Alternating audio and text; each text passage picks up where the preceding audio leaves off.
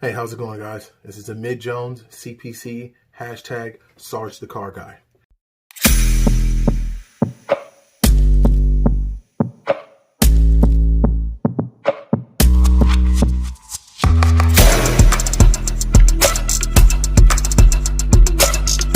Appreciate you guys tuning in.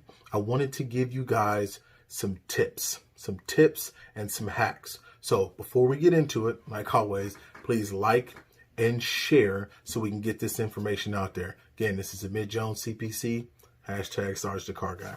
Okay, so what are we going to talk about today? We're going to talk about the top questions to help you close and progress any deal. Okay, so when you're out there and you're with your customer, the only objection that you have in front of you is to what? Sell a car. Okay, there are steps, what's called road to the sale, but there's ways that you can do it. But at the end of the day, it's your job to figure out how to sell them a car. Sometimes we get customers that hit us with objections or reasons or excuses on why they're not ready to buy a car. Okay, so it's not your job to accept that answer. I'm going to say that again. This is not your job to accept their answer. It's your job to figure out why. And when you do that, you can figure out how to sell them a car.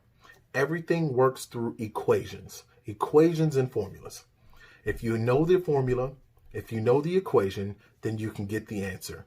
1 + 1 = 2, correct? So here are some top questions that you can ask to help put 1 and 1 together so you can get 2. The number one question, or the first question, would be, why not? I know, sounds crazy, right? All right, but this question can put you in a position that will either force the customer to open up or reveal where you are in the sale. Customers are trained as well. They are trained to say no as many times as they can in order to collect information from you and move to the next dealership and purchase. You don't want that to happen, right?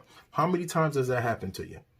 Where you've had customers come in and collect, use your time, use your efforts, fly to another dealership, and then end up buying there within under a certain time frame, okay? But what they aren't prepared for is a salesman that actually cares. Asking why will create a dynamic that shows customers that you care and want what's best for them, okay?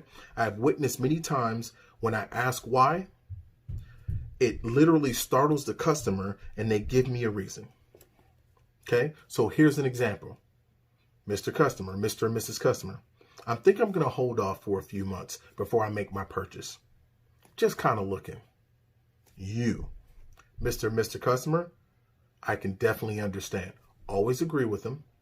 I also have timelines of what I like to do before I make any major decision. But let me ask you, why are you waiting a few months?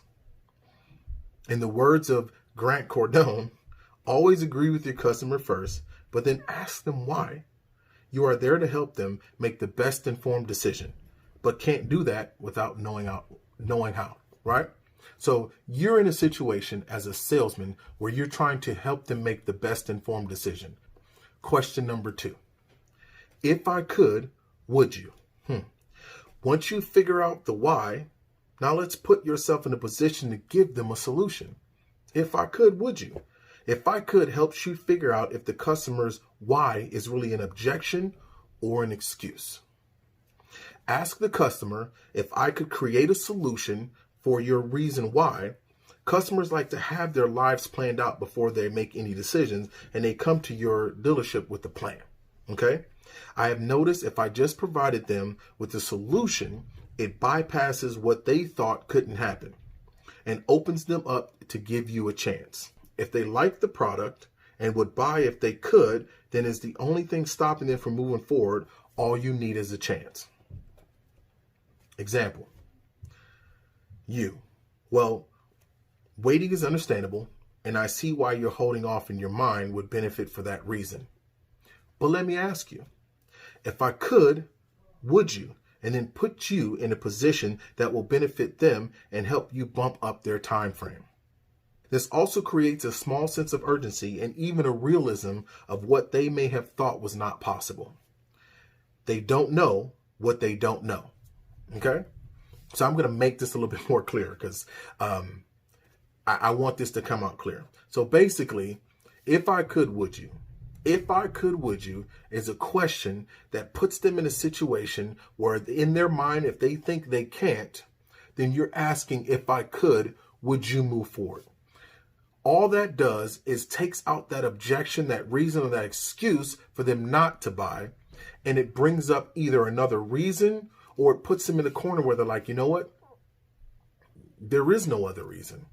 And if there isn't any other reason, then why not move forward? It lets you know where you're at in the deal as a salesman, helping them out, and even if you have the right product. Last question. Okay? What do you think they would say? This is a killer one right here, because a lot of times the customers will say what? The customers we've helped, or I've helped, sometimes they say, hey, don't have my spouse, don't have my dad, don't have my mom. Okay. This has helped me close tons of people because it helps your customer talk themselves through objection and push through the fear of making a decision without approval. Okay. By asking this, they will explain to you what the decision maker will either say or how they will react, which in some cases will give the customer a reassurance that they are making the best decision for all parties involved. It also opens up objections and solutions that may help you close the sale. Okay? Color, size, features, etc. I have used this to help me lead into them making phone calls or even send pictures to the approval of the significant other. You will be able to see gears turning as they sometimes will feel that they need to get the other person involved. Okay? Example. Customer. Well, my decision maker is not here. I would definitely have to ask them before I make this type of decision without them. You, again, I definitely understand where you're coming from. I'm involved myself and don't like making decisions without making sure it is the best decision for all of us. But let me ask you, what do you think they would say? What this will do is it will open up. It will help you build. It will help you paint the picture for them. You will in return become the decision maker for them, or you will create an imaginatory decision maker. What do I mean? Well, what do you think they would say? As they're talking through this, they're actually solving the objection, the decision maker's objections with you, to the point where they're going to start problem solving in their head. And the only thing left to do is just call the decision maker with the answers that they've already answered by going through this process. Okay? Again, I hope this helps. This is Amid Jones, CPC, #Sarge the Car Guy. I appreciate you tuning in. See you at the top.